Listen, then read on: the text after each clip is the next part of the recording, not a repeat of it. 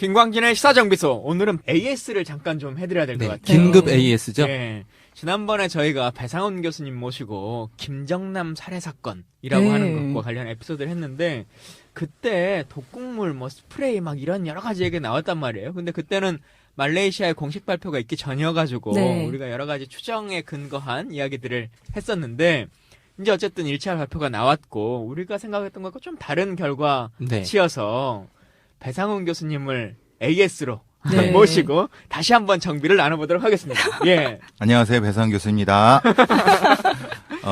AS를 해드린 거는 그때 VX가 아니라고 그러셔가지고. 예. 저도 지금 아직까지도 VX라는 데는 의구심을 갖고 있지만은 왜냐하면 이 유기인을 기반으로 하는 불소 기반의 그 독가스 형태거든요. 유기인. 예. 그러니까 말하자면은 복잡한 화학식이 있지만은 가장 기본적인 구조는 P하고 F, 불소가 개통이 되는 부분인데 그 계통은 실제적으로 이제 가스 형태하고 액체 형태가 있는데, 만약에 그 로션 형태처럼 발라갖고 했다고 하면 그 여성들은 즉사합니다, 즉사. 거의 그 정도. 그러니까 그러면 그 사람들도 지금도 이제 여러 사람들이 의구심을 갖는 거는 그렇게 양이 많지는 않았을 것이다. 그러니까 10mg 정도 있을 수 있다고 하는데 그러면은 말하자면 일종의 리타딩제라고 하는 이런 거죠. 희석하는. 그러니까 진짜 베이비 오일 같은 거에 샤린 액체를 좀 넣고 양을 많이 한 상태에서 바르게 하고 그걸 리타딩 좀 지연시키는 작용을 할 수 있다면 가능하다. 근데 그거는 매우 좀 정교한 그 제법이 필요한 부분이거든요. 그리고 또 하나는 이제 2차 공격이 있었을 수 있다. 그러니까 이거 녹음하고 그 다음 날인가 KBS 9시 뉴스 팀한테 인터뷰를 한 적이 있었는데 화면을 봤어요. 근데 우리가 본 거는 그 공격하는 장면만 있잖아요. 근데 공격한 뒤에 그 김정남이 걸어가요. 그렇죠. 걸어가서 어디로 하면 메디컬 센터로 가요. 메디컬 센터에 가서 잠깐 화면이 잠깐 끊겨요. 그게 끊긴 게 몇 분 정도 끊긴 다음에 바로 그 이 베드에 누워갖고 막 그러더라고요. 그 중간에 무슨 일이 있었는지 모르겠어요. 그리고 그 다음에 그 중간에 이제 바깥에 의문의 여성과 남성이 한둘이 있더라고요.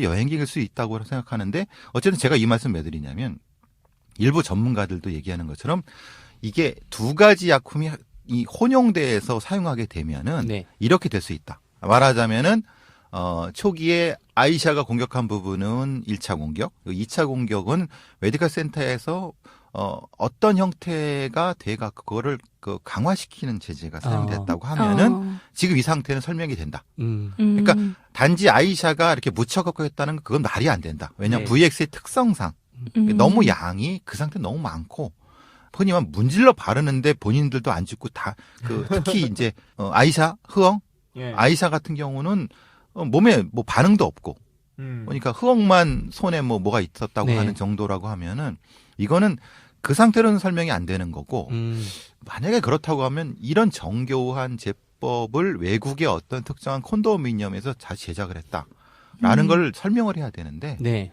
그게 참 어려운 거예요. 그러니까 제법 자체에 대한 설명이 다시 필요한 부분이고 공격 방식에 대한 것도 종합적인 분석이 필요하다. 그 제법 부분은 그들이 제조하지 않고 예를 들면 뭐 북한 당국에서 건네받은 약품을 사용했을 수 있잖아요. 그렇죠. 그렇게 하면은 특별한 어떤 재질의 용기에 담아와야 돼요. 그러면 외교 행랑이나 이런 걸 통해서 가져왔을 수 있다는 거잖아요.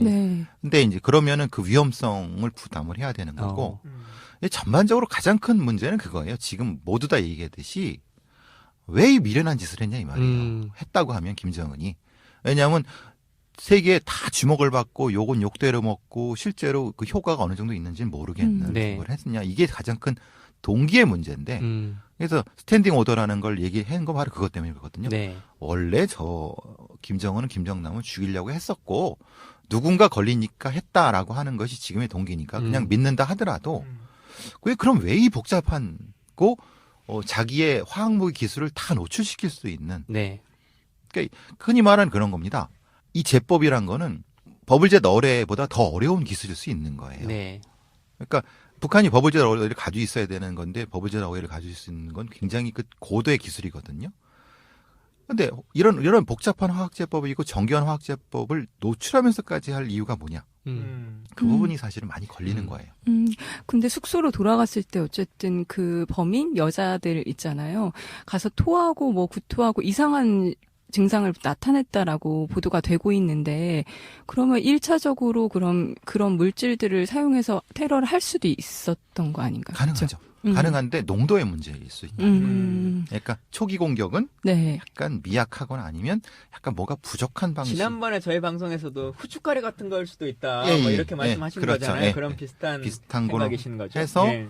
그리고 그와 연결된 걸 가지고 이동한 김정남을 아주 편안한 상태에서 누군가가 물 같은 걸 마시게 했다고 하면은 충분히 가능하다. 그러네요. 네. 그 장면이 나오거든요. 메디컬 센터에서. 예. 우리 같이 비전문가들은 사실 이게 언론에 나오면 이게 가짜 뉴스인지 진짜 뉴스인지 네. 막 이렇게 헷갈릴 때가 참 많단 말이에요. 근데 그 중에 하나가 최근에 뭐 일본에선가 뭐 나온 기사에 배에 문신 돼 있는 김정남의 사진을 보여주고 지금 화면 속에 김정남 문신이 없다. 그러니까 진짜 김정남이 아닐지도 모른다. 이런 얘기들도 있는데 전문가가 보시기에는 어떠세요? 근데 지금 이제 김정남이라는 사람의 정체에 대한 문제가 되는 거는 김정남이라는 사람이 실제로 한국 사람을 만나고 뭐 하고 실제로 반북 활동을 하고 뭐 이런 망명 정권 얘기가 하고 이런 거는 제가 보기엔 다 이게 일본 쪽 통신 쪽에 나왔거든요. 그러니까 그러면 거기에 무슨 의도가 있을까? 근데 이제 또 반대쪽에서는 거기에 이제 김정남을 실제로 확인했다고 하는 사람들이 네. 문신 얘기 그러는데 네. 근데 그걸 누구도 본 사람이 없어요. 확인해 주려고 하면은 그 아들이나 딸이 확인해 줄까? 라고 하는 도대체 지금 이게 가짜 뉴스인지 진짜 뉴스인지 모르겠어요. 네. 문신에 옛날에 대한 거는. 맞아요. 유병헌이 네. 죽으니까 그렇죠. 유병헌이 가장 기뻐하겠다 이렇게 말한 적이 있잖아요. 그러니까. 김정남이 죽으니까 김정남이 가장 행복하게 살고 있는 거 아니에요? 김정남의 자작극까지도 상상을 해볼 수 있을 것 같아요. 근데 왜 그 아들은 DNA 검사나 이런 걸 안 할까요?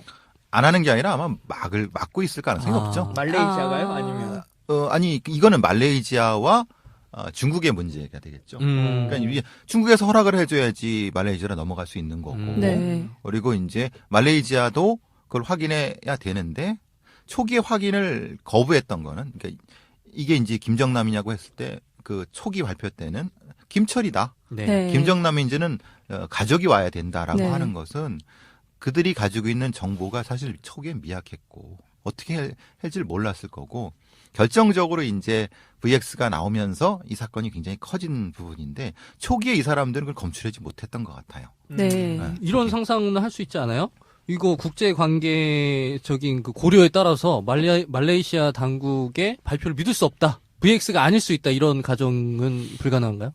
문제는 그 샘플. 네. 그 샘플은 그 김정남의 눈에서 나온 거란 말이에요. 네. 그거 거의 유일하게 그 샘플을. 그러니까 그거를 이제 흔히 말하는 교차 확인을 하도록 이제 말레이시아 정부가 해야 되는데 그건 굉장히 자존심 상하는 일이죠. 그러니까 여태까지 빨리 검출을 못했고 쿠알라룸푸르 공항이 완전 개판이 됐는데 그래서 쇼한 거잖아요. 그 며칠 뒤에 그 제도협에 무슨 소용이 있겠어요. 그러니까 그 쇼를 한 거는 당연히 그 말레이시아가 국제적으로 망신을 당했기 때문에 한 부분이라서 그렇게 되면 사실 유엔의 그 화학무기 전문가들을 통해서 그걸 확인했어야 되는데 네. 실제로 그 VX를 확인하는 방법이 그렇게 만만치가 않거든요. 그래서 뭐가 이렇게 해서 딱 리트머스 종지처럼 이렇게 나오는 게 아니에요.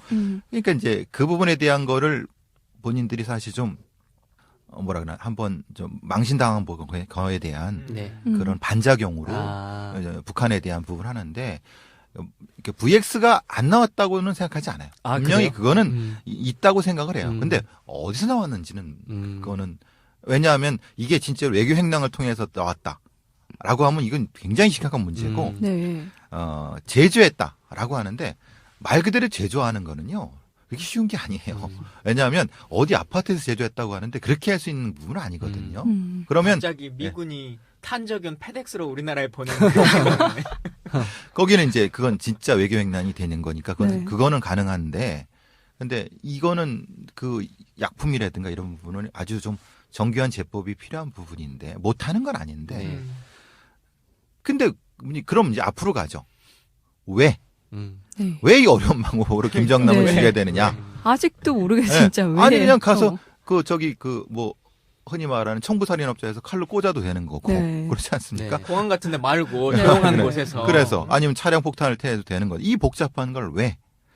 저는 이거는 사실 좀 매우 그러니까 VX는 신뢰하겠는데 왜 금박업을 했느냐라고 하는 건 그래서 이제 나오는 얘기는 그런 거죠.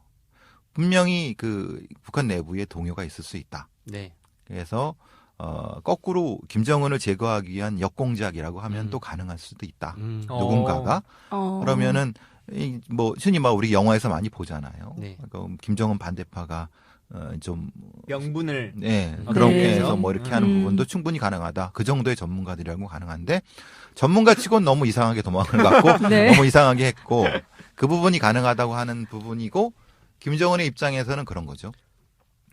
난 몰랐다고 할 수가 없어요. 그러면 통제력이 없잖아요. 네. 그죠? 내가 나쁜 놈이 되더라도 내가 저 테러범이 되더라도 네.